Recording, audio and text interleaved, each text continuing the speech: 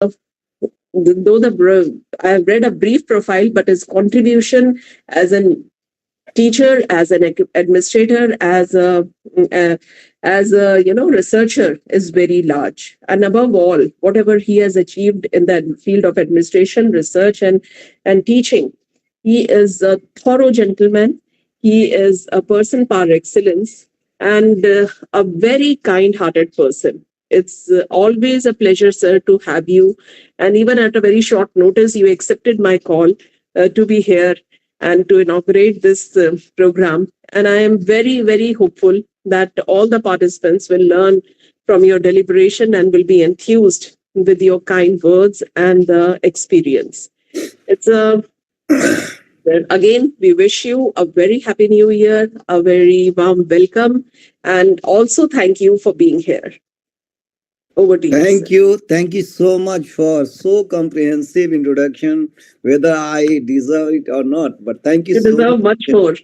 Thank you so much indeed for having provided this indeed wonderful opportunity to become the part of this great event being organized by the very esteemed institution of higher learning, one of the esteemed institutions of higher learning in our own country, under the able leadership of Professor Safali Nagpal Sahiba, who has always very kind, extremely kind, so profoundly kind to give this kind of great opportunity many times in the past to become the part of this great event. Thank you so much indeed. And I'm also thanking all the participants who have joined this program. And I wish you all the very best and New Year, Happy New Year. And your New Year, this New Year will bring so many dividends, so many good things to all of the participants. And since we all belong to the domain of higher education, and this program, in fact, brings us together to discuss some of the very important themes relating to higher education. We all know that this is called Faculty Induction Program. And the very mandate of this Faculty Induction Program is to motivate to all of us so that we could do something in order to ensure quality, in order to enhance quality in higher education. As we also know that the higher education and the society is directly relating to each other. If the status of higher education will be better off, of course, we have had one of the largest higher education system in the world.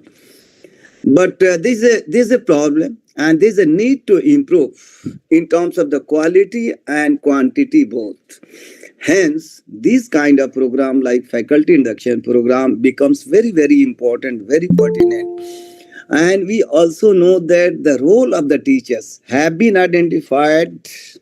So that has been acknowledged, that has been also said that it is very important. So our role is, in fact, considered to be very, very profound in order to transform the society in many ways.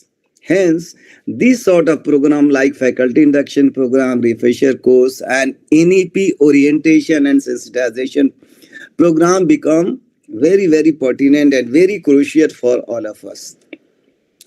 And you all know that now the new education policy 2020 has already been implemented. That has been implemented, and it is going to bring a lot of transformative and tangible change in the society. It is expected, and this national education policy, we all know, is a roadmap. There's a lot needs to be done in this direction, and lot of expectation on the part of the society is from the teachers like all of us, dynamic teachers like all of you. So how this national education policy is going to decide the fate of this great nation, and how our nation can be taken at the higher pedestal in this globalized era or in this very complex and contemporary society.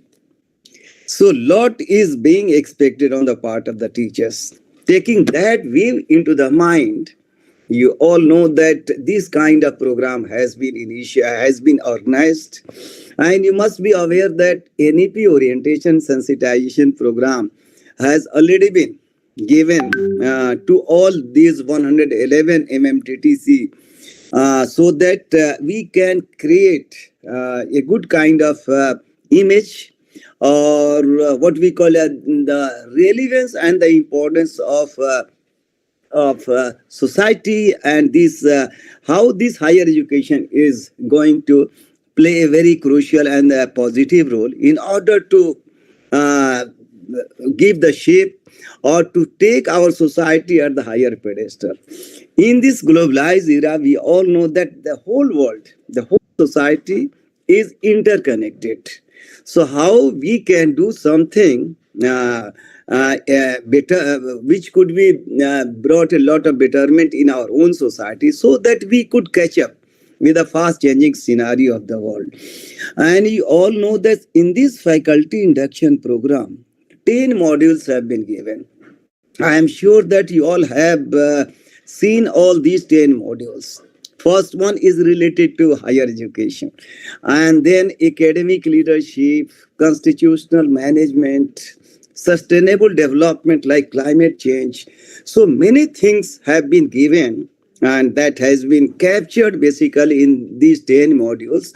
And one thing here I would like to bring to your kind notice, that education is considered to be one of the very important vehicles or the agent through which lot is expected, a transformative change is going to take place in this society.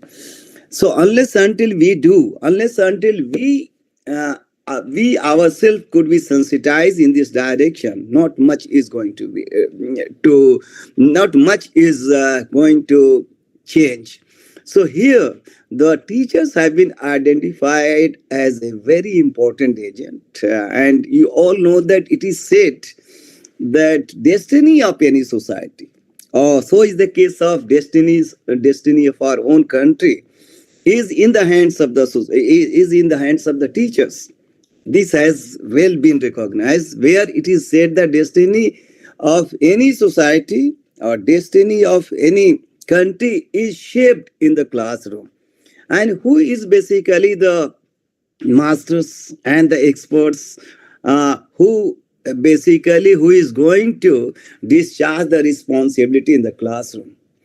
As we all know that lot of subsystems, when we talk of education, when we talk of the society, so society is a larger component in which education, political system, many other subsystems are interconnected. But here, if you ask me, I will comfortably say and very confidently say that education is going to shape each and every subsystem of the society. So here, education is one of the subsystems which is going to play, which always plays a very significant role. And who is basically the agent or the tool or the basically the master of the education? We, the teachers. And here it is said that 15 lakh teachers have been are working in our own higher education system. So government of it is the data which has been provided by the Ministry of Education, that 15 lakhs teachers, means 1.5 million teachers, higher education teachers are working.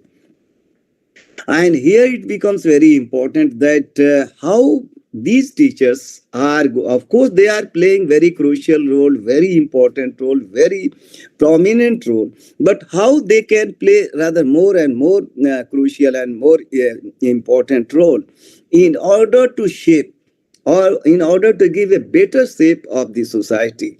Taking all these waves into the mind, this sort of program, and let me tell you, this 111 MMTC, Malvi Mission Teachers Centers, are going to work very prominently. They are going to work in order to give a food for thought for all the teachers.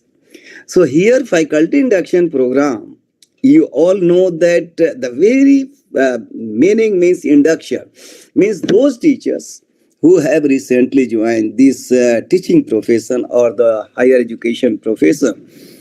So this course is made and created for the newly appointed university or college or the higher education staff or the teachers. Here, if you see two things, of course, the role and the responsibility of the teachers are very, very prominent.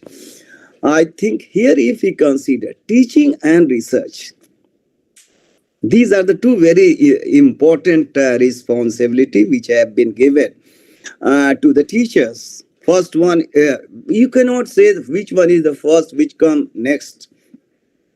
So I think research and the teaching, or the teaching and research, you can say other way around.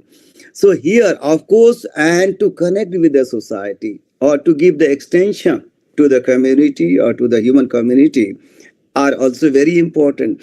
So here I would like to bring to your notice that two very crucial responsibility is education, is teaching and research.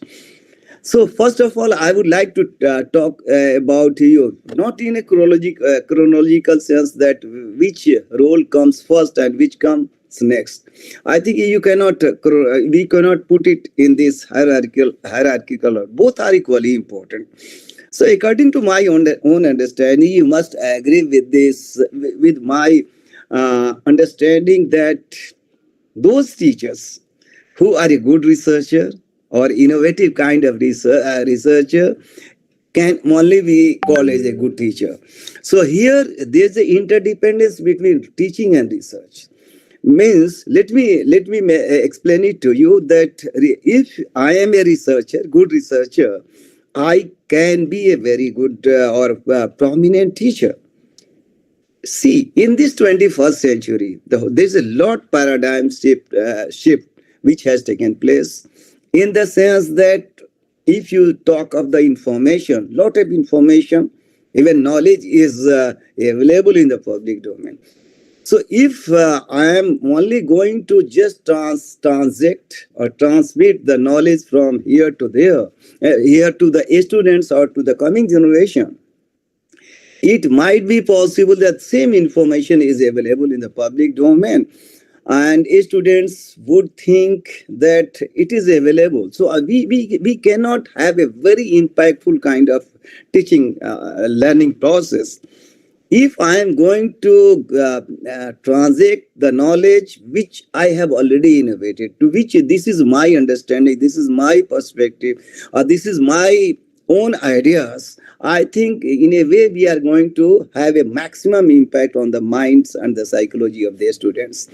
So teachers who is a very passionate researcher would be clubbed as a good teacher in this 21st century. And so here it becomes very important that how we are going to innovate, how we are going to discover, how we are going to have new kind of perspective, new kind of ideas, new kind of understanding, and how basically we are going to generate knowledge. Means the function of a teacher is to generate knowledge, generate ideas. So here it becomes very important that every teacher needs to do their own findings, means research. And you all know that where do we stand today in this globalized era? So in terms of the research, we are lacking. Our country is lacking.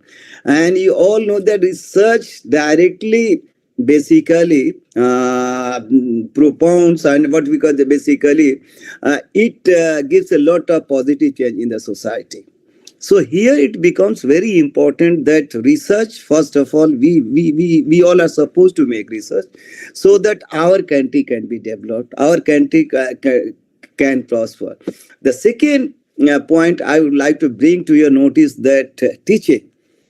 And we all are a teacher, and we all used to teach the students since the day we have joined this profession. But how we can make our system or class, which could be now called as student-centric.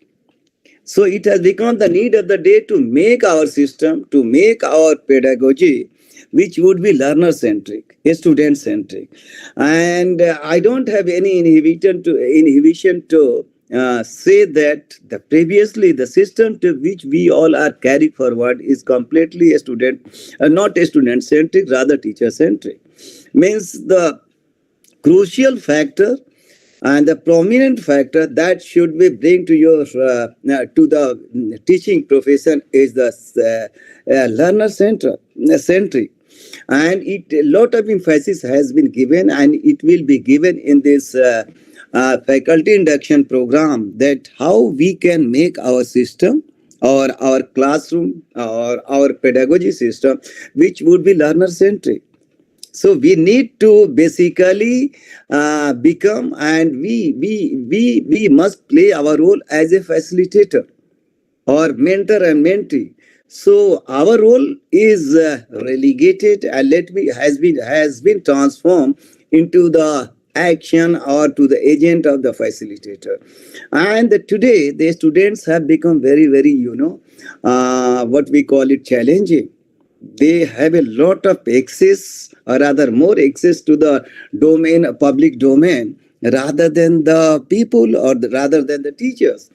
So here it becomes very important on the part of the teacher to update our knowledge, and not only this, or to generate the knowledge also. If we are able to generate knowledge, our students are going to be benefited. So is the case with the society. So our role has become very crucial, very prominent today. And you see this faculty induction program, we all are going to stay for a month, 4 weeks, and every day 4 deliberation and 4 talks are going to be to happen here. And if you see the syllabus and the 10 modules, I think, according to my understanding, and you must agree with me that nothing is left. And lot is going to be taught, lot is going to be shared by different scholars or the academics who are going to join with you, and they will discuss with you for 45 or 50 minutes, and some of the time will be also given to you for your own questions and observation. So here it becomes very important that the deliberation which is going to take place over is purely bilateral. Means you all are going to be given a lot of time and the chance to raise your own questions, your own observations. And it has been proved that if we are going to do this kind of exercise, we are going to learn a lot. Otherwise, if the dialogue becomes one way, I think it would be only what we call it. It will not be so effective. So, in order to make this kind of dialogue, or the what we call it debate and discussion, that so that you could also get the chance for raising your own questions and observation, and the speakers, whoever is going to join this program. So you don't feel any kind of hesitation or inhibition. You directly ask the question with to the speaker, to the resource person, so that we can learn, and your colleagues and the friends could learn. Same kind of format, I'm sure that you all are going to follow after undergoing this training. You are going to give enough chance for your students to ask the question, to raise their observations. So in a way, basically, we are going to learn. And we all know that a lot of challenges are being faced by the society. So if you see the higher education in our own country, this is tremendous pressure on the part of the other society, on the part of other system, as how to ameliorate, how to improve the condition in terms of the quality and the quantity. See, just I would like to narrate or put some of the statistical facts and the figures so that you could ponder over. See, at the time of independence, The total size of the educational institution in our country was hardly 28 universities were existing at the time in the 50s, and 5 to 600 colleges were established by that time. If you see the size of the total higher education institution in our own country, the number of university has gone up to 1100 plus, including the private university. And if you see the size of the colleges, it has gone up to approximately 50,000 colleges are existing today. So how it, whether it is arithmetically speaking, if you see this total number, so during the last 75 years, we have made, you can say, we have made tremendous progress. There's a spectacular progress in terms of the number. But see how it is, how today, even today, our society is facing a lot of issues. See, if you see the total population in our own country today, it has crossed or it has replaced China. It has outsmarted China. So India has become the first country in the world in terms of the total population. So 1.4 billion population now. And here it becomes very important. Whenever we talk of the population, all of a sudden it comes to our mind that it is a big headache. So if you see the history and if you see some of the theories, and then we get to know that population, of course, is a huge problem. But how this problem could be translated or converted into the opportunity as we did it of this pandemic, we have done a great deal of as how to go by online, and we did our best even during this pandemic. So what I mean to say that many theories propounded and many theories suggest that population, if the population is there, if we manage the population properly, I think it would be converted and translated into the human resource, and it will become the big asset for any nation. So is the case of our own country. And see the case of China. China has managed their population, and it has reaped the benefit of the population. So even in our case, we can also do the same. And I'm giving you one example today. You must have heard about that. Now we are saying that India is a country of youths. India is a young country. India is a demographic dividend country. We all have heard and we all appreciate that India is a demographic dividend country. It means 2/3 of the population, or almost 66% of the population, falls into the category of the age group of 15 to 35. So it's a wonderful opportunity for our own country, for our own nation, that how we are going to reap the benefits. Means India has the potential, lot of potential, let me tell you, to translate this population into the human resource. And already I have told you that if you translate or convert this population into the human resource, I think it will become the big asset for this nation, for India. And here, how it could be done? It could be only possible with the help of giving rightful kind of education, training, and skills, to which we all are doing. So see the case. If we convert this population, it will become the big assets in the sense that our country can be developed in very rapidly if we will be able to do this. But at the same time, see otherwise situation. If we are going to fail, means if we are not able to translate this population into the human, it is going to become the big, what we call it, liability on the nation. So here we have a tremendous chance to do this. Only this could be made possible with the help of research. with the help of having a very good kind of policy, as we are having this national education policy. Everything is there. It's a roadmap. I think we as a young faculty should come forward and do our research on different perspective. As I have highlighted that in the 50s, what was the number? What is the number today?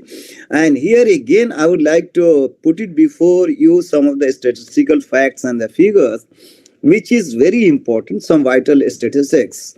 If you see the gross enrollment ratio of the United States of America, it is said, it is estimated to be in the range of 85 to 90 gross enrollment ratio. If you see the case of European Union countries as a whole, over there, it 65 to 70%. It is in the range of that. And if you see the Asia as a whole, 36 to 40%. And the global gross enrollment ratio is estimated to be in the range of 25 to 27%. And do you know the gross enrollment ratio for our own country?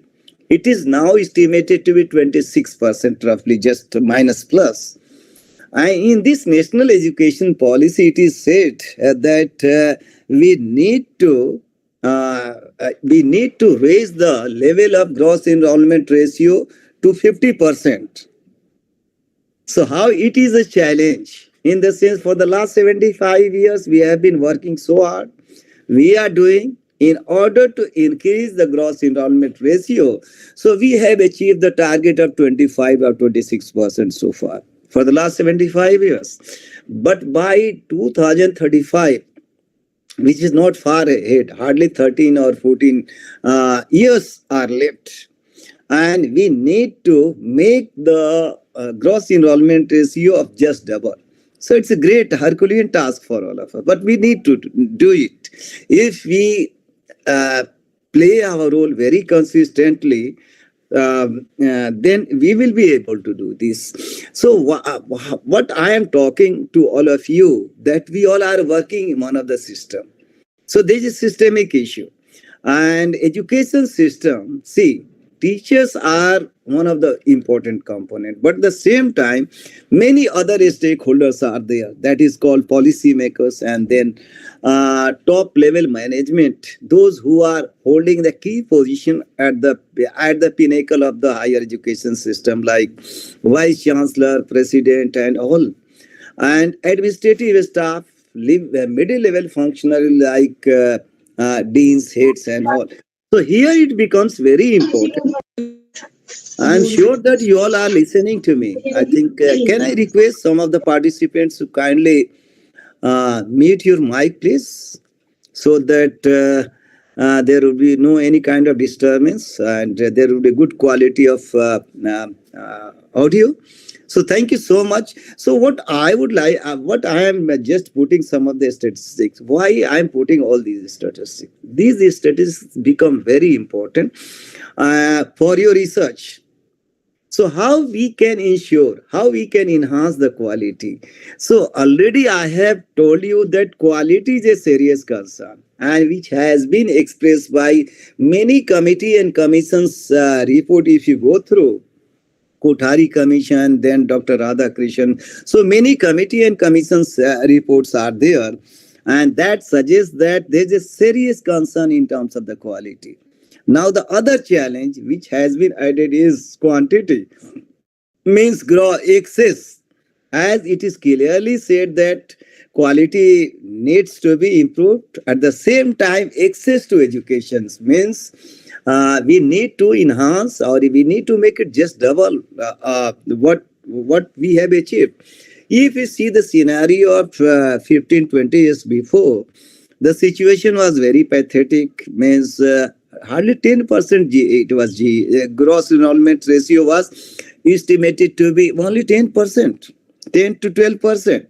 So anyhow, we have managed to reach the level of 26%. If you see the comparison and relative things, even we have not crossed the gross enrollment ratio, which is means of the global gross enrollment ratio.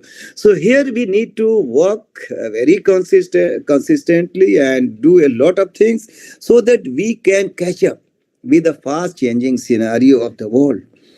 And you all know that many times we say and we observe that when what we call it higher education institutions are what we assessed, and top 100 higher education's ranking at the global level, hardly one or two, sometimes not a single university or educational institution from India figure amongst the top 100 or top 200 higher education institutions done by Time Supplement, and many more agencies are there. So here we need to work, and why it is need to be done in this direction, that the whole world is now reduced to the global village, and you say that every system, every country is now interdependent. You cannot say dependent, but interdependent. Every country is interdependent. So interconnectedness has become the rule of the law today. So here we cannot keep our system aloof from the system. So we need to catch up. We need to go hand in hand with other society, other countries. And here is an opportunity in this globalized age to learn, to take the best practices wherever it is, where it is available, and see now our total system. If you see this national education policy, I think it is dynamic, it is very flexible, and it's an opportunity which has been given as how to make our system more viable or flexible. All these things have been seen. Previously, what was the structure? So there's a change in terms of the structure, in terms of the spirit. I think if we are going to use this national education policy in the right perspective, I think we can do a lot for the progress and development of our own nation. And here again, now let me now bring back to the main kind of issue to which we all are expected to do this thing. So in the initial stage, I told you that we, as a conscious citizen of this nation, or the global citizen of this nation, we have the responsibility to take our country, take our nation at the higher pedestal, to which we need to do this. And lot of I think responsibility and onus falls on our own shoulder, and we need to make our system, means higher education system, better. Then we can think of this kind of change. Just a second, please. Yes. So it becomes very important for the dynamic teachers like all of you. So here I would like to again bring back to two very many important things, means teaching and research. How these two aspects, how these two issues could be done better, which are going to have a positive impact on the society as a whole. So you all know that every coming generation is going to pass through this system to which we all are having, means education system. Everybody is going to pass through, everybody is going under this kind of. So we need to make our education system better off, so that we could do something in the domain of the society. And what we say that everything is connected with education. Whether you call it politics or economy and society, everything is going to be dominated, or everything is going to be determined by the education system. So it becomes very important and pertinent to have a foolproof kind of education system. And here, if you see, the national education policy has the potential. So again, I will request you to go and to study this national education policy deeply, so that we can have the rightful kind of perspective, and we can contribute as much as we can do it. And this is the mandate of this MMTTC, which was previously called UGC Human Resource Development Center. So 111 centers are going to play, and they are playing a very prominent role in order to impart the training, or in order to sensitize the conscious citizen of this nation, rather more motivate. So here, if we get the motivation to which we all are expecting, I am sure that we all are going to get a positive kind of motivation by undergoing this training. And I am sure that we all are going to play a very prominent role in order to shape, or in order to take this society or to higher education at the higher pedestal. Now it has been realized that unless until we improve the condition of education, nothing is expected. As it is rightly said that higher education means, more specifically, the higher education as a whole, and the health. These are the two very important sectors that need to be improved prominently.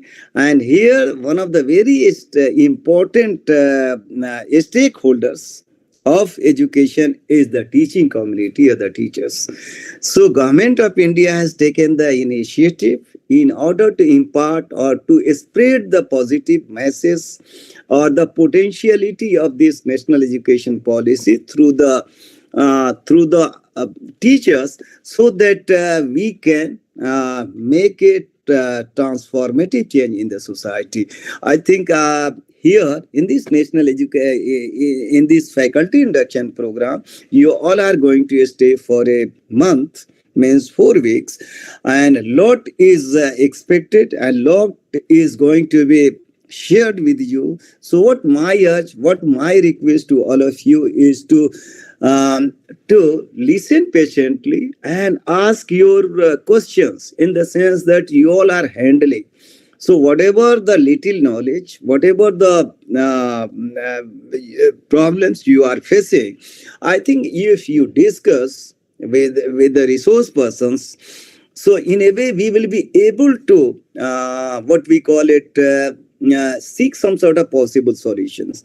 So unless until we all come forward and discuss, debate on the issues relating to higher education, how we can have a better soundproof higher education, or robust kind of higher education system in our own country. Of course, it is one of the largest, but how in terms of the quality and quantity we can do in this arena, so that our country can feel proud of that one.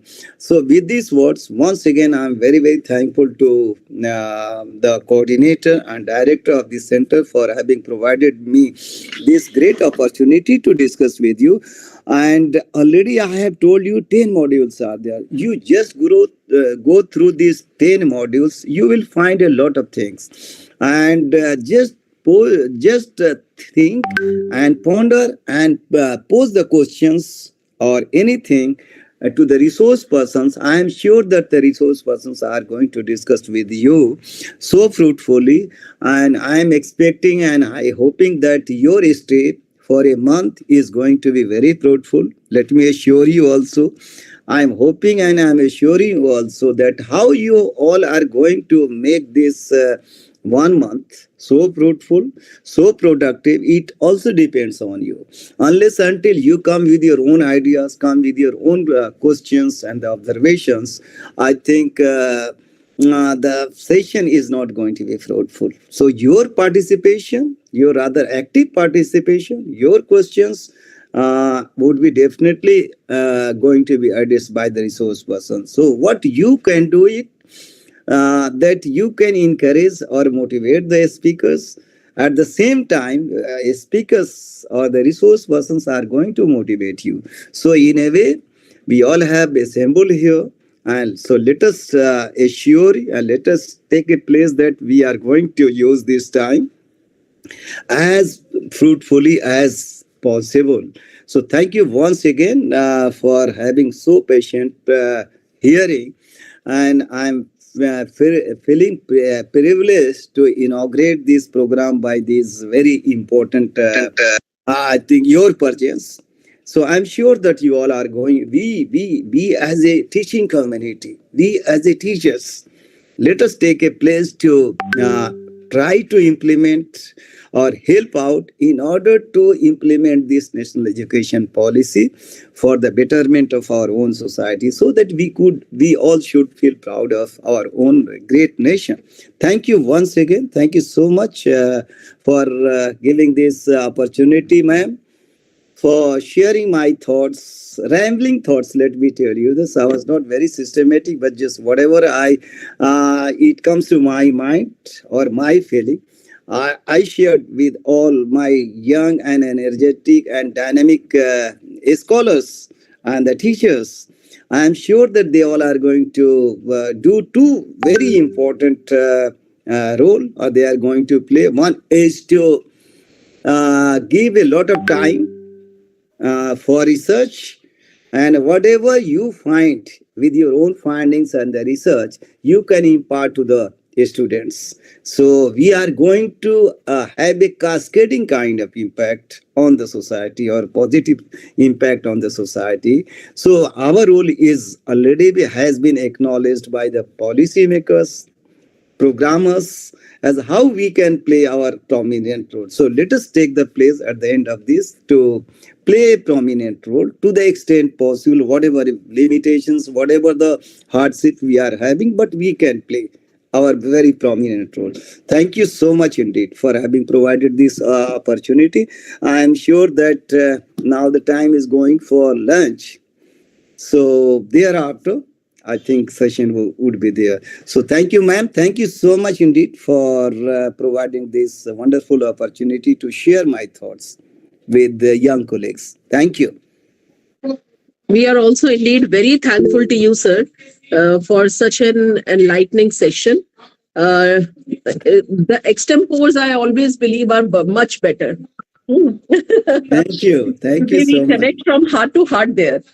Yeah. हमारे as a part of the higher Yes. education system, as you have shared all your concerns, the challenges that we are facing and how to overcome it, not only the problems but the solutions as well. And you have also discussed how well the NEP can be implemented and what does we expect from the implementation of this NEP and what roles the teachers can play and how important the role of MMC is even through FIP, how they can groom themselves. You have also shown them the way of how and what expectations the teachers, it is expected from the teachers in the 21st century. The job is very challenging, and every teacher has to understand about that. So indeed, we are very, very thankful to you, sir, for your very valuable insights and very valuable time that you have given to us. And we will be looking forward for more association, and will also ask you for some session in this program. I will be very happy. I will indeed very happy to give to get another chance to interact with the participants.